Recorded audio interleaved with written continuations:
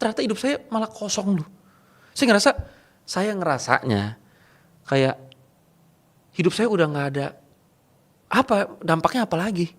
Sekarang saya cuma hidup untuk menyambung hidup, untuk jalan ke luar negeri, untuk apa sih? Saya ngerasa kayak kagak hidup. Kosong, bener-bener kosong gitu. Hampir balik stres levelnya kayak waktu zaman saya kecil. Bener-bener saya saking stresnya tuh saya nggak mau pegang handphone. Saya kan kerjanya ngajar marketing. Jadi udah sebulan saya misalnya jadwal ngajar 2 kali, 3 kali, udah saya ngajar 2-3 kali. Abis itu saya handphone kagak pegang lagi, bodo amat. Karyawan nanya, Mas Adit ini kenapa ngilang? Saya bilang udah kerjain dulu aja apa yang bisa dikerjain, saya ada urusan dah. Terus nanti pas saya lagi ngobrol sama istri tiba-tiba saya suka nangis. Hal paling konyol adalah yang agak membantu otak saya ngajak istri main capsa kartu. Remi, ayo main dah. Itu agak bikin otak saya agak sedikit cair gitu. Istri saya tuh saksi nyata tuh, kamu kenapa katanya. Saya kagak tahu. Di situ saya ngerasa bahwa lucu ya. Saya pikir sukses itu kalau saya bisa berdampak buat keluarga saya. Terus setelah capek kok nggak ada lagi. Ternyata nggak tahu mungkin ya. Saya baru tahu ada namanya poor hero syndrome lah segala macam. Sederhananya saya ngerasanya kayak nggak punya goal buat hidup kalau nggak ada dampak yang bisa berguna buat orang. Nah di situ saya mulai mikir oke, saya harus punya satu project nih. Project apapun itu ini bukan buat nolong mereka, jujur ini buat nolong saya.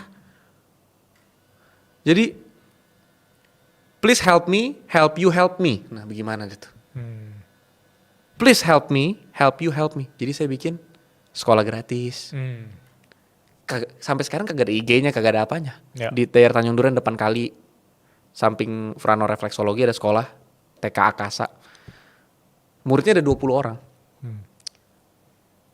Terus ya pokoknya apapun yang saya rasa ini berdampak, itu bikin saya kayak punya tujuan hidup. Nah itu paralel bikin saya jadi semangat kerja, semangat nyari duit. Karena saya tahu duitnya saya bisa pakai buat apa nih.